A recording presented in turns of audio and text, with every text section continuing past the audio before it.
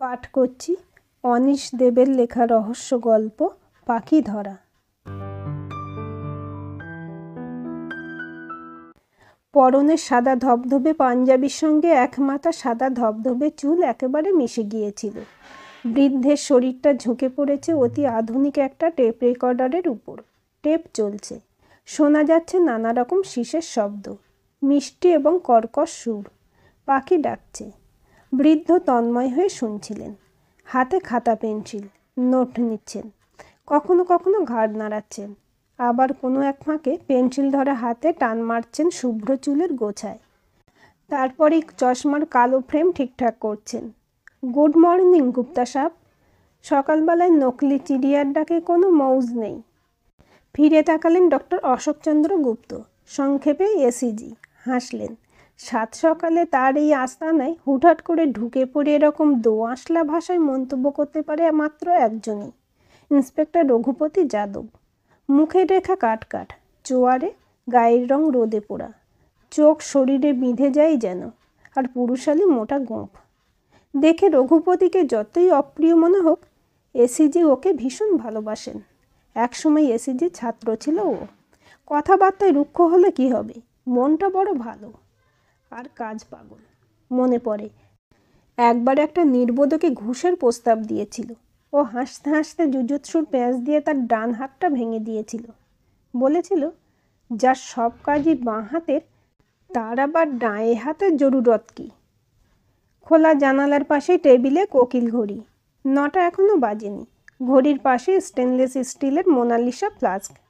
রঘুপতি জানে ভোরবেলায় উঠেই এসিজি নিজের হাতে ফ্লাস্ক ভর্তি কফি করে রাখেন, কারণ এখানে এখনো পরের হাত বলে কিছু নেই।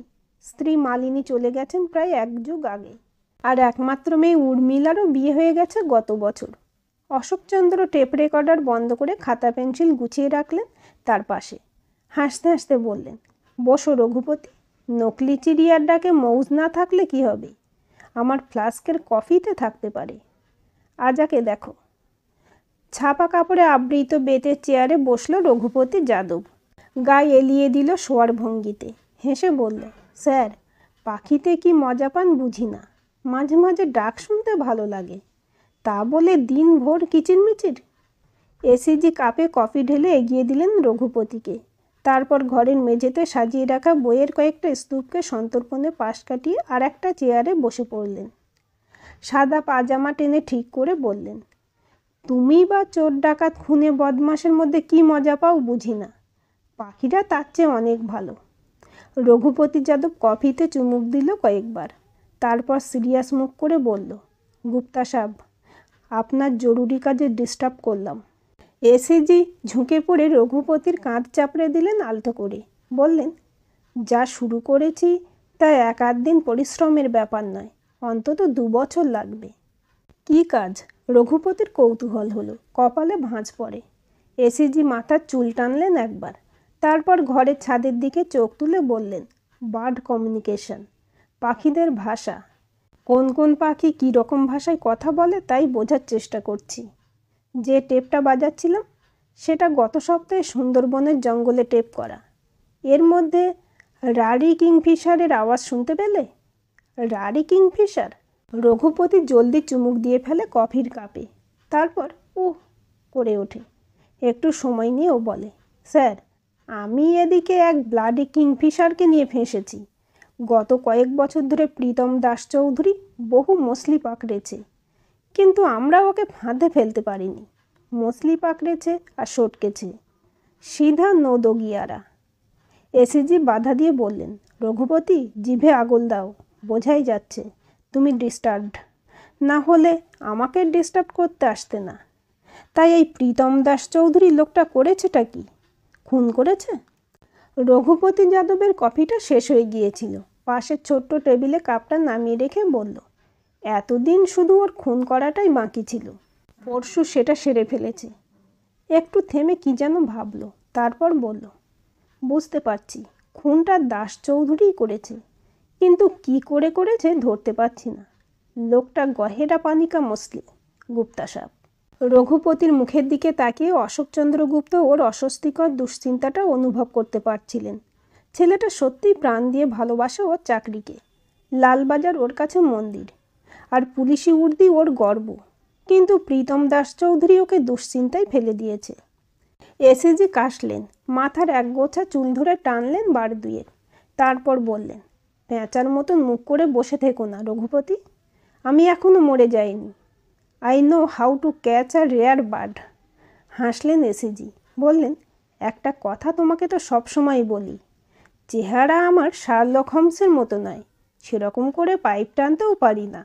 এরকুল পোয়ারোর মতো মোমের পালিশ দেওয়া গোঁপও আমার নেই। এছাড়া দেবেন্দ্র বিজয়, হুকাকাশি, রবার্ট ব্লেক বা ব্যোমকেশের ছিটে ফোটা গুণও নেই আমার মধ্যে। তবে আমি সাধারণ একজন গোয়েন্দা, মোটামুটিভাবে জোড়াতালি দিয়ে কাজ চালিয়ে নিই। সুতরাং মনে হয় প্রীতম দাস চৌধুরীর ধাঁধা আমি সলভ করতে পারবো। কোকিল ঘড়িতে সুরেলা শব্দে 9টা বাজল। রঘুপতি দেখল এসিজির দিকে। জানলা দিয়ে এক ফালি রোদ এসে পড়েছে বৃদ্ধের মাথায়। সাদা চুলের গুচ্ছ চকচক করছে রূপোর মতো। পাখি পাগল এই মানুষটা একসময় রাজাবাজার বিজ্ঞান কলেজের ফিজিক্স ডিপার্টমেন্টে অধ্যাপনা করতেন। এখন পাখি আর অপরাধী নিয়ে গবেষণা করেন। বলেন, বার্ড ওয়াচিং আর ম্যান ওয়াচিংয়ে নাকি অনেকটাই মিল, ঈশ্বর জানেন। রঘুপতি একটু সময় নিয়ে মনে মনে গল্পটা গুছিয়ে নিল, তারপর শুরু করল। দাস চৌধুরীর নাম আপনি হয়তো শোনেননি, তবে লোকটা বহুত সাল ধরেই 2 নম্বরই কারবার চালাচ্ছে। যেমন প্রথমে করত কালোয়ারি, চোরাই মালটাল খরিদ করত। তারপর ধর্মতলায় একটা হোটেল খুলে বসলো, ছোট কিন্তু টিপটপ হোটেল, নাম মুসাফির। তো হোটেল খোলার পর লোকটা স্মাগলিংয়ের ব্যবসায় নেমে পড়ল। তারপর শুনেছি গত বছর থেকে নাকি ড্রাগের লাইনে পা দিয়েছে। একটু ফাঁক পেতেই অশোকচন্দ্র গুপ্ত হাত তুললেন, বললেন, রঘুপতি ডিয়ার বয়, তোমার রাজধানী এক্সপ্রেসের গতি কিছুটা কমাতে পারলে ভালো হয়। তোমাদের রেকর্ডে দাস চৌধুরীর নাম নেই? রঘুপতি বলল, আছে, তবে সেসবই ছোটো মোটা লাফড়া, সব কটা কেসেই জামিনে ছুট হয়ে গেছে। তাছাড়া প্রীতম পয়সাওয়ালা রইস, সবসময় 1 নম্বর লয়ার দাঁড় করায়। এসিজি চেয়ার ছেড়ে এগিয়ে গেলেন কফির ফ্লাক্সের দিকে, নিজের জন্য 1 কাপ ঢাললেন। রঘুপতির দিকে তাকিয়ে চোখের ইশারা করতেও মাথা নাড়ালো।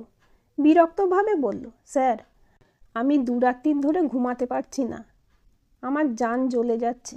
প্রীতমকে ধরার এটাই সুনহরি মৌকা, কিন্তু যদি এবারেও পিছলে বেরিয়ে যায় তাহলে। Take it easy Raghupati. কফির কাপ হাতে নিয়ে এসিজি ফিরে এলেন। চেয়ারে গুছিয়ে বসে কাপের লম্বা চুমুক দিয়ে বললেন, তুমি নিশ্চিন্ত থাকো, মাথা গরম না করে গল্পটা ধীরে ধীরে বলো। গায়ের জোরের লড়াইয়ে স্পিডটা একটা ফ্যাক্টর, কিন্তু বুদ্ধির লড়াইয়ে নয়। নাও বলো। মুসাফিরের 4 তলাটা প্রীতম নিজে ব্যবহার করে। 3টে ঘর আছে সেখানে। গত পরশু সকালে ওর 2 দোস্ত মুকেশ আর সুদেশ তিওয়ারি হোটেলে আসে। মুকেশ আর সুদেশ 2 ভাই, তবে ওরা দুজনেই প্রীতমের বিজনেস পার্টনার। কিসের বিজনেস তা বলতে পারবো না, তবে 5-6 রকম তো হবেই। তার মধ্যে কয়েকটা ন্যাচারালি কালা ধান্দা। এসিজি চোখ বুজে শরীর এলিয়ে দিলেন। হাতের কফির কাপ থেকে ধোঁয়া উঠছে। হঠাৎই চোখ খুলে বললেন, লোকগুলোর ছবি এনেছো তুমি? পাশেই একটা খালি চেয়ারে একটা মোটা ফোল্ডার পড়েছিল, সেটা হাত বাড়িয়ে তুলে নিল রঘুপতি। এসিজির দিকে বাড়িয়ে দিয়ে বলল, শুধু ফটো কেন, এখানে ওই 3 জনের পুরা দাস্তান পেয়ে যাবেন। এছাড়া স্পটের নানান ফটোগ্রাফ আর রিপোর্টও আছে। এসিজি ফোল্ডারটা নিলেন, তার চোখ সজাগ হলো, শীর্ণ শরীর ঋজু হলো। কয়েক চুমুকে কফি শেষ করে কাপ নামিয়ে রাখলেন। তারপর পাখি দেখা তীক্ষ্ণ চোখে ফোল্ডারের কাগজপত্র উল্টে পাল্টে দেখতে শুরু করলেন। তার চশমার কাঁচ চকচক করছিল। প্রথমেই প্রীতম দাস চৌধুরীর ছবি। বছর 45-এর মোটাসোটা মানুষ, গায়ের রং কালো, কপাল মাথার দিকে উঠে গেছে অনেকটা, চোখ দুটো কুতকুতে, শয়তানের নজর যেন তাতে। চোখের নিচে চর্বির দিকে বেপরোয়া অত্যাচারের চিহ্ন, গলায় সোনার সরু চেন। ছবির নিচেই রয়েছে প্রীতমের দাস্তান বা জীবনী, সেটা খুঁটিয়ে পড়লেন এসিজি। তারপর পাতা উল্টালেন। মুকেশ তিওয়ারি, বয়স বোধহয় 55-56 হবে, রোগা ফর্সা চেহারা, চোখে মুখে ভীষণ পরিশ্রমের ছাপ, আর দৃষ্টিতে যেন একটা চাপার জেদ ফুটে বেরোচ্ছে। ফটোর ওপরে একটা শিলমোহরের ছাপ দেখা যাচ্ছিল।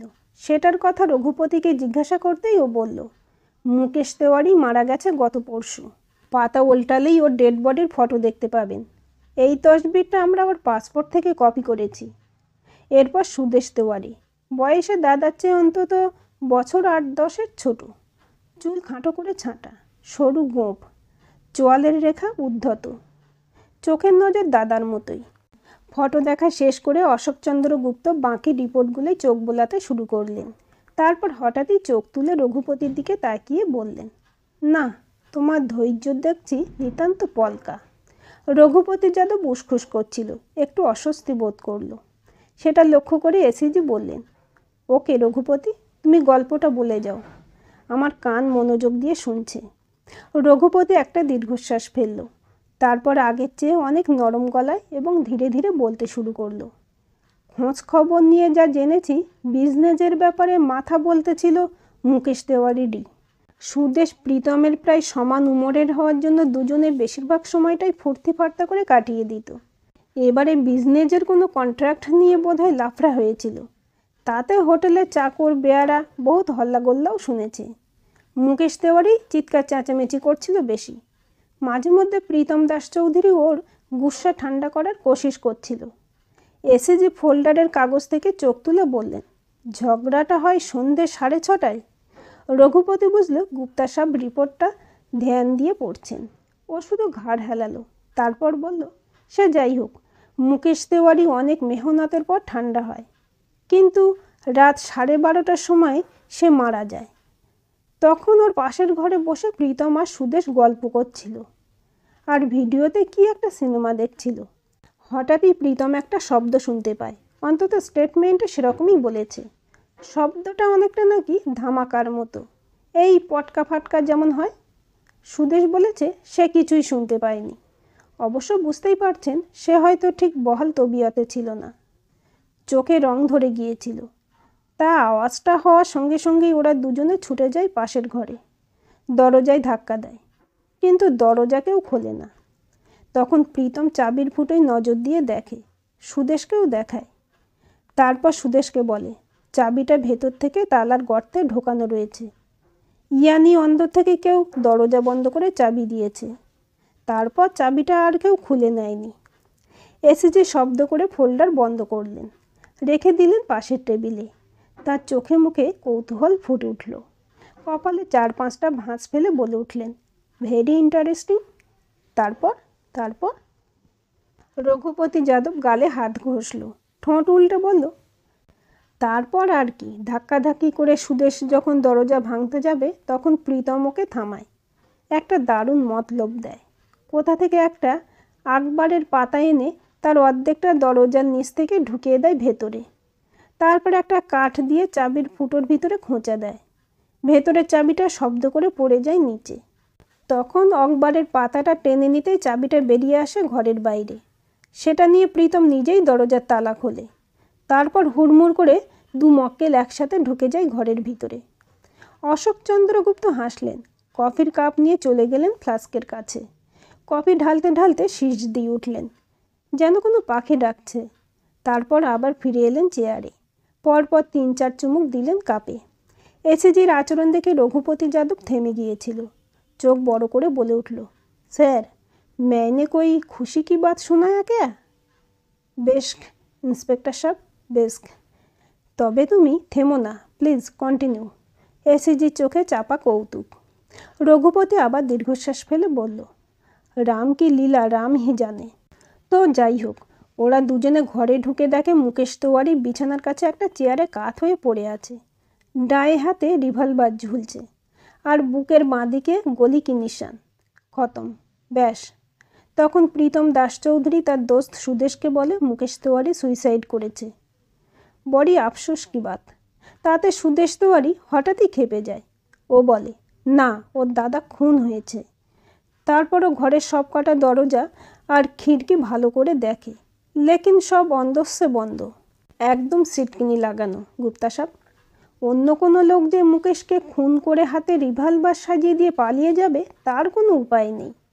কামরার দরওয়াজা খিড়কি সব অন্দর থেকে পাক্কা বন্ধ ছিল। কিন্তু তাতেও সুদেশ তেওয়ারি বুঝতে চায় না। ও খালি বলে, আমার বড় ভাইকে কেউ সাজিশ করে খুন করেছে, সুইসাইড না, মুমকিন, ইম্পসিবল। রঘুপতি একটু থামল। এসিজি কফি শেষ করে ফেলেছিলেন। কাপটা রেখে দিয়ে জিজ্ঞাসা করলেন, দাদা খুন হয়েছে বলে সুদেশ তেওয়ারি গোঁ ধরে বসে আছে কেন? রঘুপতি হেসে বলল, এইখানেই মজা স্যার। সেদিন বিকেলে মুকেশ তেওয়ারি নাকি ভাইকে বলেছিল আগামীকাল অর্থাৎ গতকাল ব্যবসার কী সব হিসাব কিতাব নিয়ে বসবে। আজকাল হিসাবপত্রে নাকি উল্টো সিধা গড়বড় দেখা যাচ্ছে। এর জন্য মুকেশ পুরোপুরি প্রীতমকেই দায়ী করেছে। এছাড়া দু ভাইয়ে মিলে কাল সকালে ওদের এক বুড়ি মৌসিকে বড়বাজারে দেখতে যাবে প্ল্যান করেছিল। তারপর তো 6:30টায় কাজিয়া, আর 12:30টায় মুকেশ তেওয়ারির খেল খতম। এইসব কারণেই সুদেশ কিছুতেই মানতে পারছে না ওর দাদা খুদকুশি মানে সুইসাইড করেছে। রঘুপতি উঠে দাঁড়ালো চেয়ার ছেড়ে, হাত পা নেড়ে চেড়ে আড়মোড়া ভাঙল। কয়েক মুহূর্ত চুপ করে থেকেই এসিজি জিজ্ঞাসা করলেন, রিভলভারটা কার? রঘুপতি ঘাড় ফিরিয়ে দেখল বৃদ্ধকে। বলল, কার আবার? মুকেশ তেওয়ারির। রিপোর্টে লেখা আছে। গুলি কি ক্লোজ রেঞ্জ থেকে করা হয়েছিল? ব্যালিস্টিক রিপোর্ট কি বলছে? ক্লোজ রেঞ্জ, কোনো গোলমাল নেই। কিন্তু সুদেশ তেওয়ারি হইচই শুরু করে দিয়েছে। আর প্রীতম দাস চৌধুরীর দাঁত বের করা হাসি আমি সইতে পারছি না। 16 আনা মোটিভ রয়েছে, কিন্তু কোনো সবুত নেই। বাঁ হাতের চেটোয় ডান হাতে ঘুষি মারল রঘুপতি যাদব। বলল, শয়তানটাকে অন্দর করতে পারলে মৌজ করে পালিশ লাগাবো। কিন্তু আহ রঘুপতি, অশোকচন্দ্র স্নেহের সুরে ধমক দিয়ে বললেন, তুমি ঠান্ডা হয়ে বসো দেখি, তোমাকে আমি প্রমাণ সব জোগাড় করার মতলব বাতলে দিচ্ছি। রঘুপতি যাদব চেয়ারে গিয়ে বসল বটে, কিন্তু তার মুখে অসন্তোষের ছোঁয়া লেগে রইল। এসিজি বললেন, সুদেশ কি গুলির আওয়াজ শুনেছিল? ও তো বলছে না, শোনেনি। হোটেলের আর কেউ কিছু শুনেছে? একটু ভেবে রঘুপতি বলল, সুলেমান নামে এক বেয়ারা কসম খেয়ে বলছে রাত 12টা নাগাদ ও একটা ধামাকার শব্দ শুনেছে। কিন্তু সন্ধ্যের পর সুলেমান একটু আধটু নেশা করে, তো কে জানে আসলি নকশা কি। এসিজি নড়ে চড়ে বসলেন, সাদা চুলের গোছায় টান মারলেন দুবার। বললেন, রঘুপতি, তুমি ঠিকই বলেছ। মুকেশ তেওয়ারি খুন হয়েছে, আর ওকে খুন করেছে প্রীতম দাস চৌধুরী। রঘুপতি যাদব শিরদাঁড়া টান টান করে বসল। জিজ্ঞাসা করল, লেকিন कैसे স্যার? দরওয়াজা খিড়কি সব তো অন্দর সে বন্ধ ছিল। এসিজি হেসে বললেন, সেটাই তো বন্ধ ঘরের রহস্যের মজা রঘুপতি। তবে এটুকু তোমাকে বলে রাখি, মুকেশ তেওয়ারিকে গুলি করে মারা হয়েছে 12টা নাগাদ। তোমার সুলেমানের কথাই বোধহয় ঠিক। খোঁজ করে দেখো, ওই সময় প্রীতম দাস চৌধুরী বন্ধু বা সুদেশকে ছেড়ে কিছুক্ষণের জন্য উধাও হয়েছিল কিনা। তাছাড়া আমার ধারণা গুলি করার সময় সে হয়তো রিভলভারের মুখে চাদর টাদর কিছু চাপা দিয়ে থাকবে, তাতে গুলির আওয়াজটা অনেক ভোঁতা শোনাবে। তোমার কাজ হবে সেই দাগি চাদরটা উদ্ধার করা। হয় ওটা হোটেলের স্টোররুমে আছে, নইলে প্রীতম গুঁজে দিয়েছে কোনো উনুনে। রঘুপতি অধৈর্য হয়ে বলে উঠল, খুন করার পর ও কি করলো সেটা ভি বলুন। বলছি। এসিজি একটু দম নিয়ে বললেন। ঘরের জানালাগুলো ঝটপট বন্ধ করে দিল প্রীতম। তারপর দরজার ভিতরের দিকে চাবির গর্তে এমন একটা চাবি ঢুকিয়ে দিল যার মাথাটাই কাটা। অর্থাৎ তালা খোলার জন্য চাবির যে অংশটা সবচেয়ে জরুরি সেইটুকুই কেটে বাদ দেওয়া। এই অকেজো চাবিটা দরজার ভেতরের দিকে লাগিয়ে প্রীতম বাইরে এসে দরজাটা টেনে লক করে দেয় বাইরে থেকেই। হোটেলের মালিক হওয়ার সুবাদে প্রীতমের কাছে মুকেশের ঘরের ডুপ্লিকেট চাবি নিশ্চয়ই ছিল। সে যাই হোক, জলদি কাজ সেরে প্রীতম ফিরে এলো সুদেশের কাছে। এসে এতক্ষণ গড় হাজির থাকার জন্য যা হোক একটা বাহানা শোনালো। তারপর 12:30টা নাগাদ মিথ্যে বলল যে সে একটা, তোমার ভাষায়, ধামাকা শব্দ শুনতে পেয়েছে। তখন সে জোর করেই সুদেশকে সঙ্গে নিয়ে মুকেশের ঘরের দরজায় হাজির হলো। ওকে সাক্ষী মানার জন্য ভেতরের দিকে লাগানো অকেজো চাবিটা ওকে দেখায়। এমনিতে ওরকমভাবে তালায় চাবি ঢোকানো থাকলে বাইরে থেকে চাবি ঢুকিয়ে দরজা খোলা মুশকিল। তাই প্রীতম খবরের কাগজ পেতে কাঠি দিয়ে খুঁচিয়ে অত সব কাণ্ড করেছে। এসিজি থামতেই রঘুপতি বলল, কিন্তু যে চাবিটা অকবারের পাতা দিয়ে প্রীতম বাইরে বের করে নিয়ে এলো সেটা তো ফালতু। তাহলে ওই চাবি দিয়ে দরজা খুলে গেল কি করে স্যার? হাসলেন এসিজি, বললেন, একে বাংলায় বলে হাত সাফাই রঘুপতি। সুদেশের চোখকে ফাঁকি দিয়ে ঘরের ভেতর থেকে এত কষ্ট করে বের করে আনা অকেজো চাবিটাই বোধহয় আসল চাবির সঙ্গে পাল্টে নিয়েছিল প্রীতম। আসল চাবিটা ওর পকেটেই ছিল হয়তো। ব্যাস, তারপর আর কি। রঘুপতি উঠে দাঁড়ালো, ঝুঁকে পড়ে ফোল্ডারটা তুলে নিল টেবিল থেকে। অশোকচন্দ্র গুপ্ত উঠে দাঁড়ালেন, হাতে হাত ঘষে বললেন, রঘুপতি, এবারে কি কি জিনিস খুঁজে বের করতে হবে তুমি নিশ্চয়ই বুঝতে পারছো। তার মধ্যে আসল হচ্ছে ওই মাথা কাটা চাবিটা। আর খোঁজ করে দেখো কোনো চাবিওয়ালা সেই দিন সন্ধেবেলা মুসাফির হোটেলে এসেছিল কিনা। অবশ্য চাবি কাটাকাটির কাজটা প্রীতম দাস চৌধুরী নিজেও করে থাকতে পারে। 6:30 থেকে 12টা, অন্তত 5.5 ঘন্টা সময় পেয়েছিল লোকটা। থ্যাংক ইউ স্যার বলে বড় বড় পা ফেলে চলে যাচ্ছিল রঘুপতি। ওকে থামালেন এসিজি। একটা কথা রঘুপতি, আমি তো শুধু থিওরি বাতলে দিলাম, বাস্তবে সেটা কতটা মিলবে জানি না। কে জানে, প্রীতম দাস চৌধুরী হয়তো সত্যিই মুকেশ তিওয়ারিকে খুন করেনি। রঘুপতি হেসে বলল, সে ভার আপনি আমার উপরে ছেড়ে দিন। কালই আপনাকে ফোন করে থিওরির রেজাল্ট জানিয়ে দিতে পারবো বলে মনে হয়। লেকিন গুপ্তা সাহেব, কী করে আপনি এই থিওরির আইডিয়া পেলেন? It is excellent. অশোকচন্দ্র চুলের গোছায় টান মারলেন, হেসে বললেন, জন ডিকসন কার রঘুপতি, জন ডিকসন কার। এই ভদ্রলোক জন ডিকসন কার আর কার্টার ডিকসন, এই দুটো নামে সারাটা জীবন শুধু বন্ধ ঘরে রহস্য আর অসম্ভব সমস্যা নিয়ে কিতাব লিখে গেছেন। সুতরাং যখনই আমি কোনো ক্লোজড রুম প্রবলেম পাই তখনই জন ডিকসন কারের মতো করে ভাবতে চেষ্টা করি। তবে সব সময় যে পারি তা নয়। রঘুপতি হেসে বলল, আপনাকে বিনয় মানায় না। জন ডিকসন কারের চেয়েও আপনি জাদা অকলমন্দ। Again a big thanks sir, good bye. Raghupati Yadav চলে গেল হনহনিয়ে।